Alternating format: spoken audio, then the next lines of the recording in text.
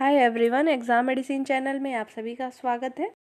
इस वीडियो में हम बात करेंगे कंबाइंड टेक्निकल सर्विस एग्ज़ाम, जो कि आपके 26 मार्च को है, और दिल्ली यूनिवर्सिटी की भी ये एग्ज़ाम जिनके भी मार्च में है, 16 से स्टार्ट है उनका। तो आप सभी लोग के लिए करंट अफेयर है। फिलहाल इस वीडियो में हम सिर्फ यूपी के करंट को कवर करेंगे। देखिए, ऐसा नहीं है कि आप दिल्ली यूनिवर्सिटी का एग्ज़ाम देंगे तो यूपी के करंट्स आपके नहीं आएंगे, ये है कि उसमें कम आएंगे। लेकिन कंबाइंड टेक्निकल सर्विस एग्ज़ाम के जो भी कैंडिडेट हैं या वो वीडियो को देख रहे हैं तो उनके लिए बहुत ही यूज़फुल होगी। आप इस वीडियो को 1 से 2 बार देखिएगा, ध्यान से सुनिएगा, चीज़ें आपको याद हो जाएंगी, ठीक है। और एक वीडियो मैं आपको और प्रोवाइड कराऊंगी जिसमें आपके सेंट्रल गवर्नमेंट की जो है कुछ योजनाएं होंगी, पुरस्कार से संबंधित होगी, और भी चीज़ें महत्वपूर्ण होंगी जो कि उसमें दिया जाएगा। और आपके एग्ज़ाम में मैंने बताया है कि 5 से 6 प्रश्न ही बनेंगे करंट के। 5 से 6 प्रश्न भी महत्वपूर्ण होते हैं। फिलहाल इसमें नेगेटिव मार्किंग है तो ज़्यादा सावधानी से करना होगा आपको क्वेश्चन को अटेम्प्ट। तो आपके यूपी के भी करंट आपको देखने को मिलेंगे कंबाइंड टेक्निकल सर्विस एग्ज़ाम में, ठीक है। तो आपके 2-3 प्रश्न तो इससे मिलेंगे, तो हम इस वीडियो में पूरा कवर करेंगे यूपी को। इसके अलावा भी कुछ चीज़ें रहेंगी तो मैं आपको बीच में प्रोवाइड कराती रहूँगी। आइए हम लोग वीडियो को शुरू करते हैं। एक चीज़ और है, आप अपने स्तर से भी पढ़ाई करेंगे, इतना ही आपके लिए सफिशियंट नहीं होता है। मैंने जैसा पहले भी बोला था, ऐसा नहीं फिक्स है कि इसी में से ही आना है, ठीक। ये तो एक है रिवीजन के लिए कि आप यहाँ से भी बेहतर कर सकते हैं। देखिए, पहला आपका दिया हुआ है, यूपी इन्वेस्टर्स समिट का आयोजन कहाँ किया जाएगा। तो ये लखनऊ में आपका हो चुका है 10 से 12 फरवरी 2023 में। तो कहाँ किया जाएगा, तो लखनऊ में हुआ है। आगे देखेंगे, छठा उत्तर प्रदेश स्थापना दिवस कब मनाया गया, तो 24 जनवरी 2023 को मनाया गया। आपको पता होना चाहिए कि उत्तर प्रदेश दिवस पहले नहीं मनाया जाता था, ठीक है।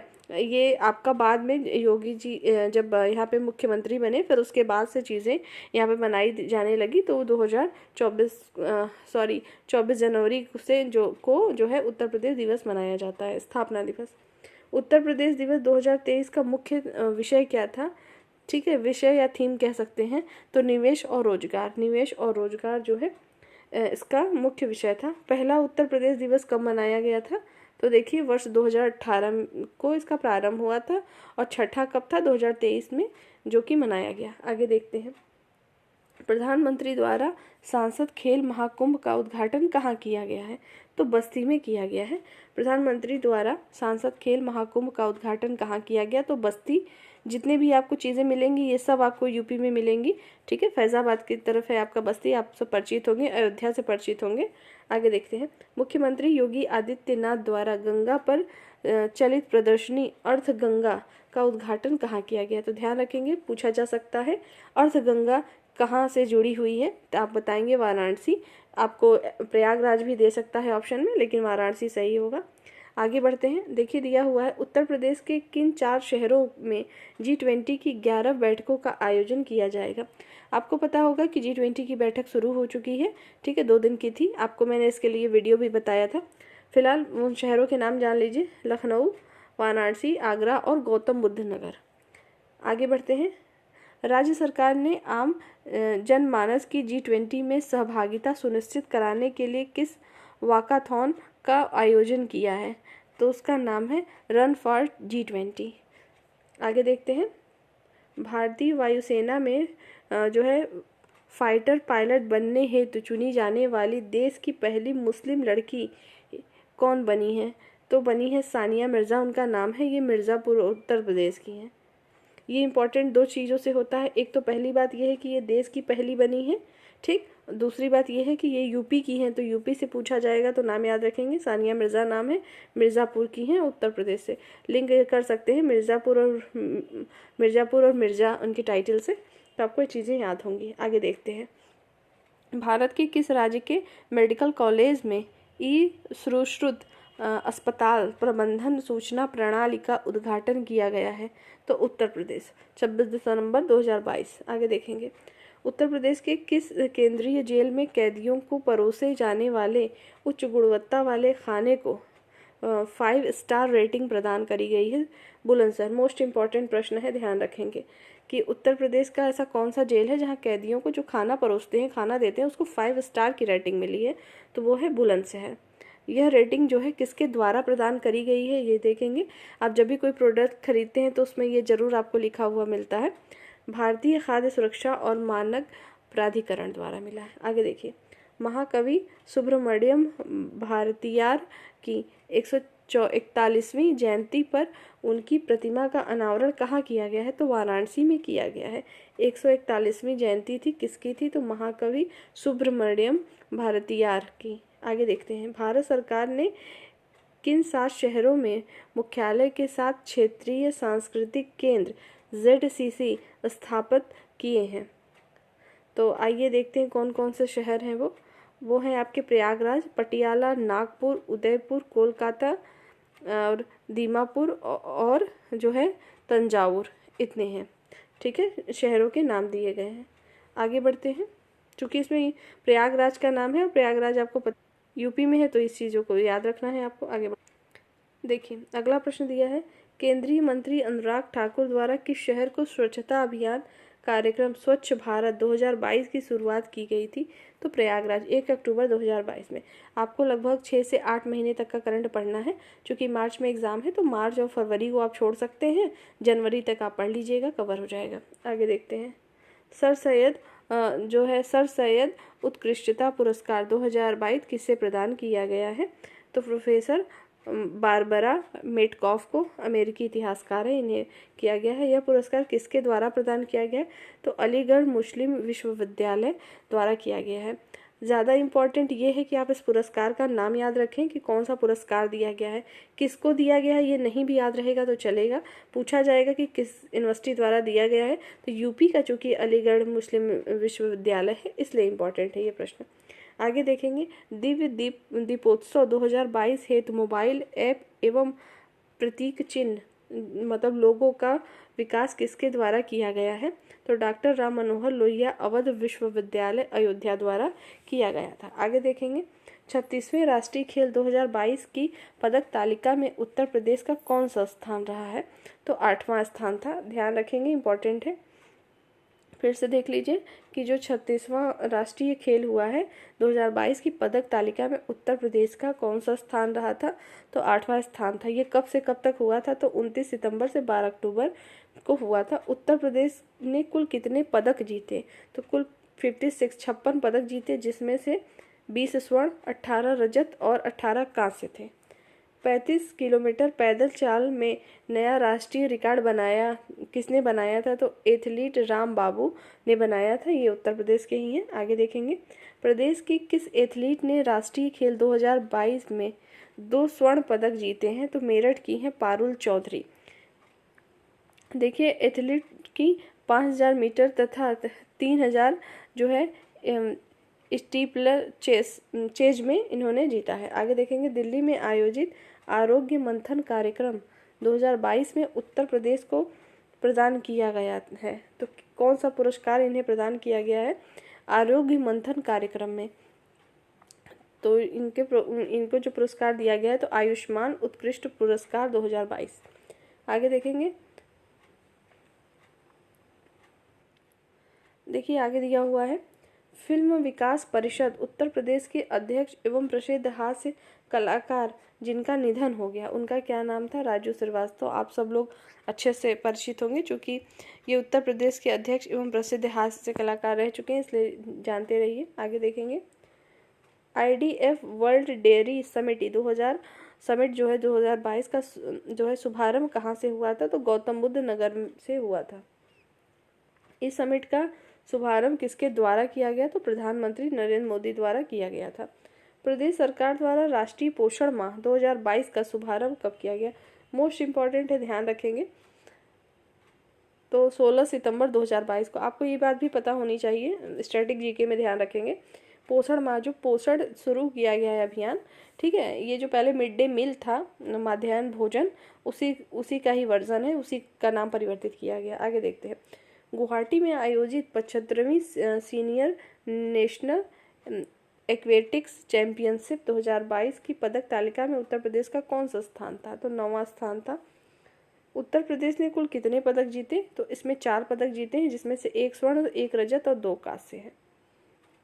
देखिए आगे दिया है, केंद्रीय मंत्री अनुप्रिया पटेल ने उत्तर प्रदेश के किस शहर में लॉजिस्टिक पार्क की आधारशिला रखी है? तो चुनार, मिर्ज़ापुर में। इम्पॉर्टेंट ये बनता है कि जो लॉजिस्टिक पार्क है उसकी आधारशिला कहाँ रखी गई है, तो याद रखना है चुनार में, मिर्ज़ापुर। मुख्यमंत्री योगी आदित्यनाथ ने योग और प्राकृतिक चिकित्सा केंद्र जो है क्षेम 1, नाम याद रखेंगे, क्षेम 1 का उद्घाटन कहाँ किया, तो बेंगलुरु कर्नाटक में किया है। चूँकि ये भले ही बेंगलुरु और कर्नाटक में है, लेकिन किया किसने है, तो यूपी के मुख्यमंत्री योगी आदित्यनाथ ने किया है, इसलिए ये प्रश्न इंपॉर्टेंट होगा। नाम याद रखेंगे, क्षेम 1 का उद्घाटन किया है। क्षेम 1 क्या है, ऐसे भी प्रश्न बन सकता है, तो याद रखेंगे कि योग एवं प्राकृतिक चिकित्सा का केंद्र है। आगे बढ़ते हैं। मुख्यमंत्री ने मेरठ में किस योजना के तहत छात्र छात्राओं को टैबलेट एवं स्मार्टफोन वितरित किए हैं, तो जो है मुख्यमंत्री अभ्युदय योजना के तहत टैबलेट और स्वामी विवेकानंद युवा सशक्तिकरण योजना के तहत स्मार्टफोन वितरित किए गए। दोनों अलग चीज़ें हैं, ध्यान रखेंगे। देखिए, मुख्यमंत्री अभ्युदय योजना, ये अभ्युदय योजना आपको पता है, कोचिंग संस्थान चलाए गए थे इनके द्वारा, वही है। तो ये टैबलेट इसमें बांटे गए हैं, जबकि स्वामी विवेकानंद युवा सशक्तिकरण योजना के तहत स्मार्टफोन बांटे गए हैं मुख्यमंत्री जी के द्वारा। आइए आगे बढ़ते हैं। देखिए दिया है, हाल ही में प्रदेश सरकार ने कृषि आय को बढ़ाने एवं निवेश को आकर्षित करने हेतु किस नीति को मंजूरी दी है, तो उत्तर प्रदेश जैव ऊर्जा नीति 2022 को मंजूरी दी है। आगे बढ़ते हैं। इस नीति के क्रियान्वयन हेतु नोडल एजेंसी कौन सी है, तो उत्तर प्रदेश नवीन एवं आधुनिक ऊर्जा विकास अभिकरण, ठीक है, UPNEDA। ठीक, आगे बढ़ते हैं। प्रदेश की राज्यपाल द्वारा 2 दिवसीय सार्वभौमिक स्वास्थ्य कवरेज दिवस 2022 सम्मेलन का उद्घाटन कहाँ पर किया गया, तो वाराणसी में किया गया है। वर्ष 2017 में संयुक्त राष्ट्र ने किस तिथि को अंतर्राष्ट्रीय सार्वभौमिक स्वास्थ्य कवरेज दिवस के रूप में नामित किया था, तो 12 दिसंबर। देखिए, आपसे ये प्रश्न बन सकता है आपको कि अंतर्राष्ट्रीय सार्वभौमिक दिवस जो स्वास्थ्य कवरेज दिवस है, ये कब नामित किया गया था, किसके द्वारा किया गया था, तो 2017 में संयुक्त राष्ट्र द्वारा किया गया था, UN द्वारा, और 12 दिसंबर को किया गया था। इसी वजह से आप देखेंगे इसका भी जो हुआ है, जो दिवस मनाया गया है, 10 दिसंबर से प्रारंभ हुआ था ये। देखिए, नागरिक उड्डयन मंत्रालय ने देश के किन 3 हवाई अड्डों हेतु DG यात्रा का शुभारंभ किया है, तो 1 दिसंबर 2022 को शुभारंभ किया है। वाराणसी, नई दिल्ली और बेंगलुरु। वाराणसी है, इस वजह से याद रखना है कि पूछा जा सकता है उत्तर प्रदेश के किस शहर में नागरिक उड्डयन मंत्रालय के द्वारा जो है DG यात्रा का शुभारंभ किया गया है, तो नाम याद रखेंगे, वाराणसी। आगे बढ़ते हैं। उत्तर प्रदेश ने खेल को बढ़ावा देने के लिए किस योजना की शुरुआत की, एक जिला एक खेल, मोस्ट इम्पॉर्टेंट है। जैसे 1 डिस्ट्रिक्ट 1 प्रोडक्ट था, उसी के पे है लगभग कि आपका 1 district 1 sport, ODOS full form भी पूछा जा सकता है आपसे, ध्यान रखेंगे। तो इस योजना की शुरुआत किसने की, उत्तर प्रदेश ने की है। किस लिए की है, तो खेल को बढ़ावा देने के लिए की है। ODOS योजना में शामिल करने हेतु कितने जिलों के खेलों में जो है बदलाव किए गए हैं, तो 10 जिले हैं जिनके खेल में बदलाव किया गया है। हर जिले का अपना एक खेल होता है, ठीक है, तो उनके जिलों में परिवर्तन किया गया है। आपको हर जिले का याद नहीं रखना है, लेकिन याद रखना है कि कितने जिलों ने परिवर्तन किया है, तो 10। देखिए, आगे दिया हुआ है आपका 61वें राष्ट्रीय ओपन एथलेटिक्स चैंपियनशिप 2022 में महिला लंबी कूद प्रतियोगिता का स्वर्ण पदक किसने जीता, तो 15 से 19 अक्टूबर 2022 में हुआ था, जिसने शैली सिंह ने जीता है। 6.41 मीटर, ठीक है, में जीता है। और लंबी कूद मतलब इनकी इतनी थी, और ये भी उत्तर प्रदेश की है, इसलिए इम्पोर्टेंट है। आगे देखिए, इस प्रतियोगिता की संयुक्त स्कोर तालिका में उत्तर प्रदेश का स्थान क्या था, तो 3रा स्थान था। प्रदेश सरकार और चौधरी चरण सिंह विश्वविद्यालय मेरठ के सहयोग से किस कार्यशाला का आयोजन किया गया, तो कबाड़ से जुगाड़, इम्पॉर्टेंट है, पूछा जा सकता है कबाड़ से जुगाड़ क्या है, तो आपको पता होना चाहिए। उत्तर प्रदेश सरकार और चौधरी चरण सिंह विश्वविद्यालय मेरठ के सहयोग से जो है कार्यशाला बनाई गई, जिसकी कबाड़ से जुगाड़, इसके नाम से ही आपको समझ में आ रहा होगा कि इसका क्या उपयोग हो सकता है, ठीक है, कि जो बहुत सारी जगह पे आप देखे होंगे जो प्लास्टिक होती है, ये सारी चीज़ें होती है, सिर्फ सड़कें भी बनाई जा रही हैं, तो चीज़ों जो वेस्ट होती हैं उससे के जुगाड़ से कुछ करना। वैसे भी कहा जाता है इंडिया में ही पूरा जुगाड़ वाला देश है, तो ये उत्तर प्रदेश सरकार ने इस चीज़ को नया किया है, तो उसी से संबंधित है, ध्यान रखेंगे। आगे बढ़ते हैं। राज्य में पर्यावरण के अनुकूल परिवहन प्रणाली विकसित करने हेतु किस नीति को मंजूरी प्रदान करी गई है? तो इलेक्ट्रिक वाहन विनिर्माण एवं गतिशीलता नीति को जो है मंजूरी दी गई है। यह नीति कब तक प्रभावी रहेगी? तो आगामी 5 वर्षों तक, अधिसूचना की तिथि तक, जब ये जारी हुई है तब तक जारी रहेगी। मुख्यमंत्री ने स्वामी रामानुजाचार्य जी की प्रतिमा का अनावरण कहाँ किया? तो श्री यदुगिरी यतिराज मठ अयोध्या में किया है। इस प्रतिमा का नाम क्या है? तो स्टैचू ऑफ जो है डिग्निटी, जिसे मर्यादा मूर्ति कहेंगे, ठीक है। स्टैचू ऑफ डिग्निटी, मर्यादा मूर्ति, मोस्ट इम्पॉर्टेंट है, ध्यान रखेंगे। मुख्यमंत्री ने स्वामी रामानुजाचार्य, पूछा जा सकता है कि जो स्टैचू ऑफ डिग्निटी है ये किससे संबंधित है, किसकी प्रतिमा है? तो स्वामी रामानुजाचार्य जी की है। आगे बढ़ते हैं। समाजवादी पार्टी के संस्थापक जिनका 82 वर्ष की अवस्था में निधन हो गया, वो उनका नाम? तो मुलायम सिंह यादव। उत्तर प्रदेश के मुख्यमंत्री ये कितनी बार रहे थे? और सन याद रहना चाहिए। 3 बार रह चुके थे। कब कब देख सकते हैं? 1989 से 91 तक थे, फिर उसके बाद फिर से बने, तो ये कब आए थे? तो 1993 से 95, फिर उसके बाद है आपका 2003 से 2007 तक रहे, 3 बार बने थे। आगे बढ़ते हैं। देखिए आगे दिया है, उत्तर प्रदेश का पहला ईट राइट स्टेशन कौन बना?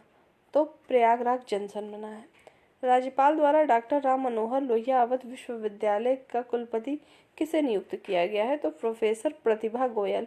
तो जो डॉक्टर राम मनोहर लोहिया अवध विश्वविद्यालय है उसकी जो है नई कुलपति कौन बनी? तो प्रतिभा गोयल बनी है। आगे बढ़ते हैं। प्रधानमंत्री गति शक्ति मल्टी मॉडल जलमार्ग शिखर सम्मेलन 2022 का आयोजन कहाँ पर किया गया है? तो वाराणसी में किया गया। मोस्ट इम्पॉर्टेंट है, ध्यान रखेंगे कि आपका प्रधानमंत्री गति शक्ति मल्टी मॉडल जल मार्ग शिखर सम्मेलन 2022 का आयोजन वाराणसी में किया गया 11 नवंबर 2022 को। देखिए, सरदार पटेल राष्ट्रीय दिव्यांग T20 कप के द्वितीय संस्करण का आयोजन कहाँ हुआ? लखनऊ में हुआ था 31 अक्टूबर 2022। आपको देखिए डेट ना भी याद रहे तो चलेगा, आपको ये याद रखना है कि कहाँ पर आयोजित किया गया था, ठीक है। भारत रत्न श्री अटल बिहारी वाजपेयी इकाना क्रिकेट स्टेडियम में हुआ था। इसको भी ध्यान रखेंगे कि जो सरदार पटेल राष्ट्रीय दिव्यांग T20 कप हुआ था उसका द्वितीय संस्करण हुआ, कहाँ हुआ? लखनऊ में हुआ। किस स्टेडियम में हुआ? तो भारत रत्न श्री अटल बिहारी वाजपेयी इकाना स्टेडियम में हुआ था। मोस्ट इम्पॉर्टेंट है। इस T20 कप की ब्रांड एम्बेसडर कौन है? तो डॉक्टर दीपा मलिक है, पैरा ओलंपिक खिलाड़ी हैं दीपा मलिक। देश का सबसे बड़ा एवं उत्तर प्रदेश के पहले हाइपर स्केल डाटा सेंटर, ध्यान से देखिएगा, हाइपर स्केल डाटा सेंटर का उद्घाटन कहाँ किया गया? तो ग्रेटर नोएडा उत्तर प्रदेश में किया गया, ठीक है। देखिए आगे, इस सेंटर का नाम क्या है? तो सेंटर का नाम क्या है? इसको पढ़ सकते हैं व्योटा D1। आगे देखिए, प्रधानमंत्री नरेंद्र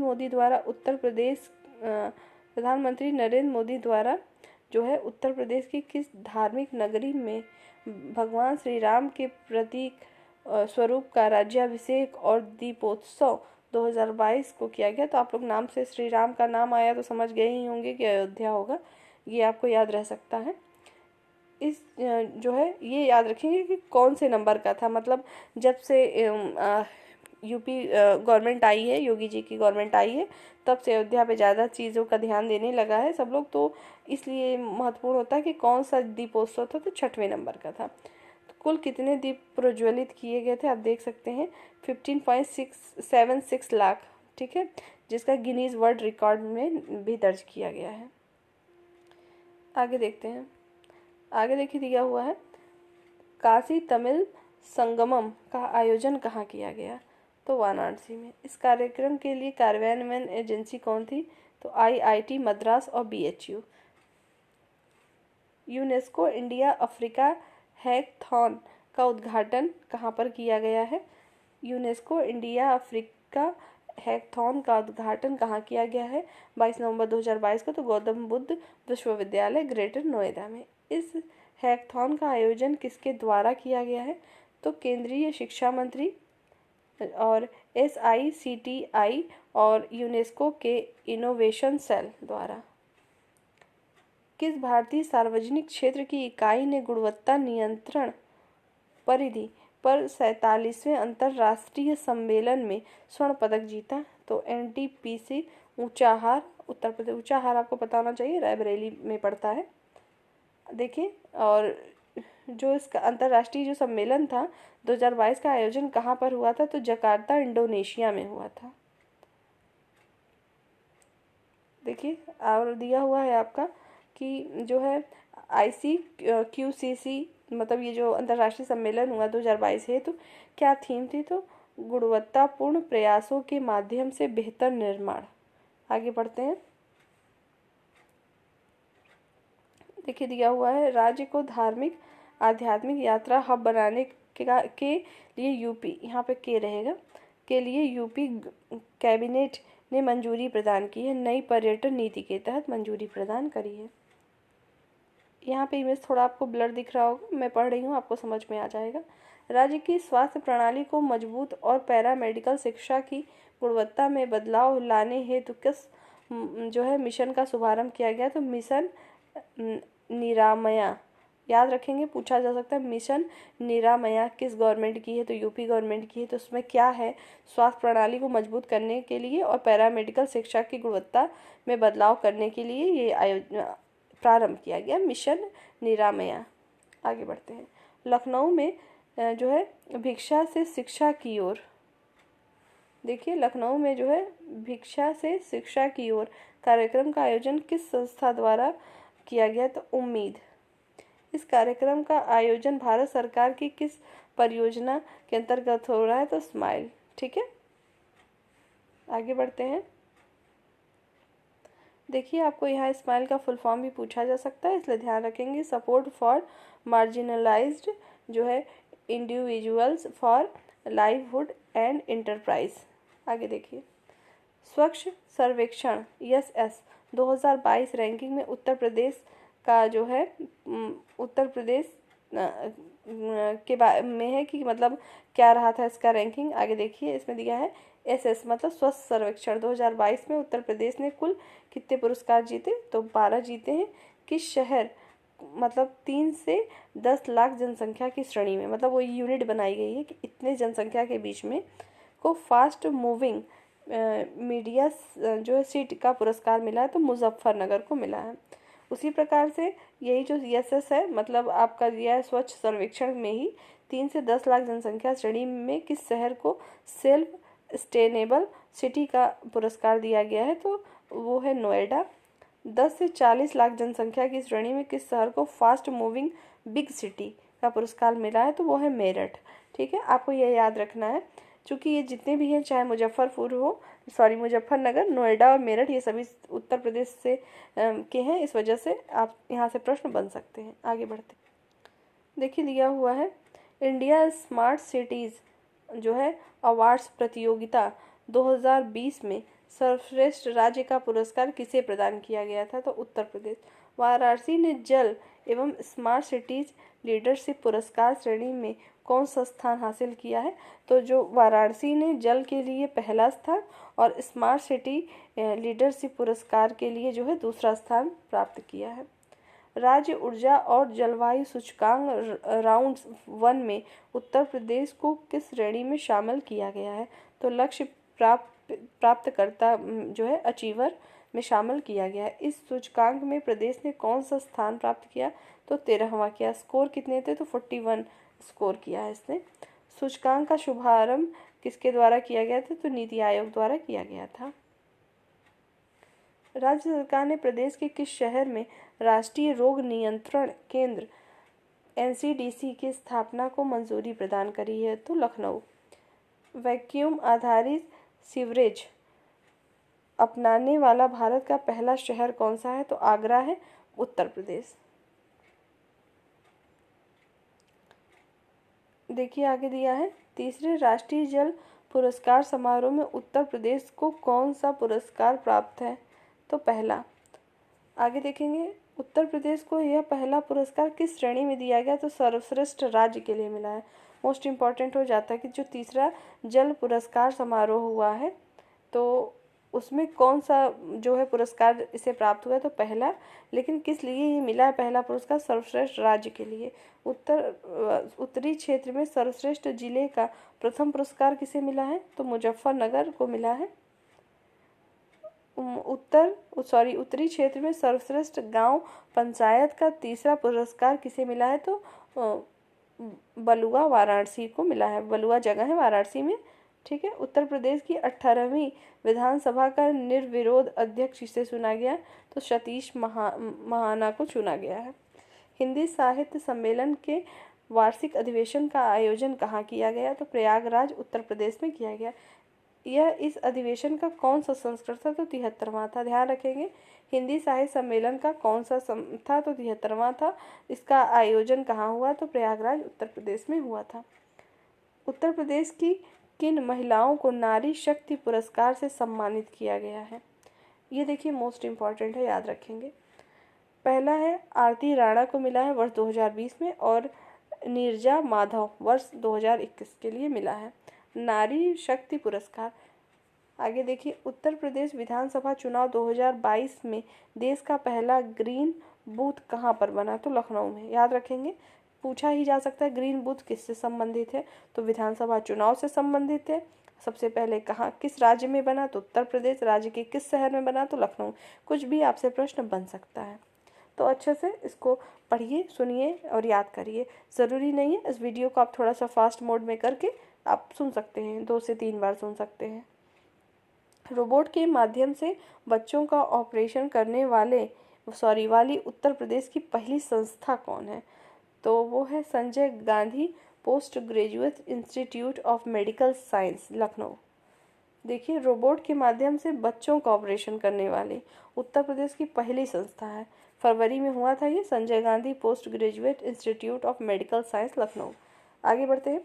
छत्रपति साहू जी महाराज विश्वविद्यालय, छत्रपति साहू जी महाराज विश्वविद्यालय कानपुर की जो है इक्यूबेटेड कंपनी जो है जिसने अत्याधुनिक स्वदेशी सर्च इंजन का विकास किया, वो कौन है? तो भारत टेक है। इस सर्च इंजन का नाम क्या रखा गया है? तो भारत सर्च। पूछा जा सकता है भारत सर्च क्या है? तो आपको बताना होगा कि जो छत्रपति साहू जी महाराज विश्वविद्यालय है कानपुर की है, और कानपुर की इक्यूबेटेड कंपनी है जिसने अत्याधुनिक स्वदेशी सर्च इंजन का निर्माण किया है। स्वदेशी है इसलिए याद रखना है। क्या नाम रहा है इसका? तो भारत सर्च है। ठीक है। देखिए, इसमें एक चीज़ और आप याद रखेंगे कि जो है ऑपरेशन पाताल लोक एक था, ऑपरेशन पाताल लोक, वो भी क्या था कि यूपी पुलिस ने आरोपियों को पकड़ने के लिए बनाया था ऑपरेशन पाताल लोक। तो इस तरीके की और भी कुछ चीज़ें हैं जो आपको नेक्स्ट वीडियो में प्रोवाइड की जाएगी। ये वीडियो बहुत लंबी ना हो और आपको पढ़ने में भी आसानी हो, इस वजह से ये वीडियो सिर्फ इतनी ही है। इसमें जितनी भी चीज़ें सभी इंपॉर्टेंट ही रखी गई हैं ताकि कम से कम टाइम में आप ज़्यादा से ज़्यादा बेहतर चीज़ों को रिवीजन कर सकें। ठीक है, तो इस वीडियो में सिर्फ इतना ही है। नेक्स्ट वीडियो आपके करंट अफेयर की या जो भी सब्जेक्ट होगा आपको बीच में प्रोवाइड करी जाएगी। आप अपने स्तर से अच्छे से पढ़ाई करते रहिए। यदि आप सबकी कोई कमेंट, कोई डाउट हो तो आप कमेंट सेक्शन में पूछ सकते हैं। एक बात और है कि जब आपकी चीज़ें इसको बनाई जाती हैं तो आप स्क्रीन को भी ध्यान में देते रहिए। कभी कभी उच्चारण में कुछ चीज़ें हो जाती हैं कि गलती हो, तो उसे आप थोड़ा देखते चलेंगे। ऐसा होता नहीं है, बाय मिस्टेक एक हो जाता है, तो उसके लिए भी आप लोग फिर बताते हैं कि इस चीज़ में प्रॉब्लम थी। बताने के बजाय उसको खुद समझ लिया करिए कि हाँ ये चीज़ लिखी है, बोलने में हो सकता है। ठीक है, चलिए इस वीडियो में सिर्फ इतना ही। नेक्स्ट वीडियो में हम फिर मिलेंगे, तब तक के लिए टेक केयर। जय हिंद।